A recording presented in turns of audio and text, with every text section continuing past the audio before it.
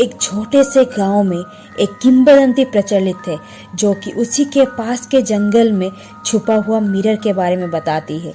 ये किंवदंती सुनने में जितना रोमांचक है उससे कहीं ज्यादा डरावना है। उसी शहर में एक क्यूरियस लड़की रहती थी जिसका नाम मीरा था। मीरा एक रात हाथ में टॉर्च लेते हुए बाहर निकल गई उसी जंगल की सच्चाई पता करने। कुछ देर चलने के बाद वो जंगल में पहुंच गई। जंगल में चलते चलते पता नहीं कब वो मिरर के पास पहुंच गई थी और कुछ देर के बाद वो अनजाने से मिरर से टकरा गई।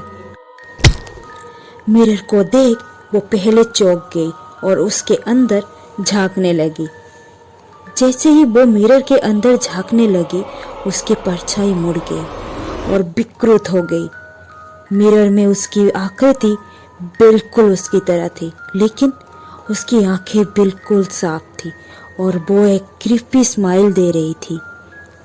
ये देख प्रिया चमक उठी और उसकी दिल जोरों से धड़कने लगी।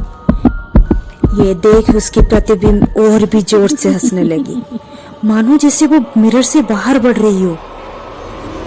ये नजारा देख मीरा जैसे ही भागने के लिए पीछे मुड़ी, ये क्या? वो पीछे मुड़ के देखती है तो जंगल बिल्कुल बदल चुका था। रास्ते अपने आप मुड़ चुके थे और सारे पेड़ उसे घेर चुके थे।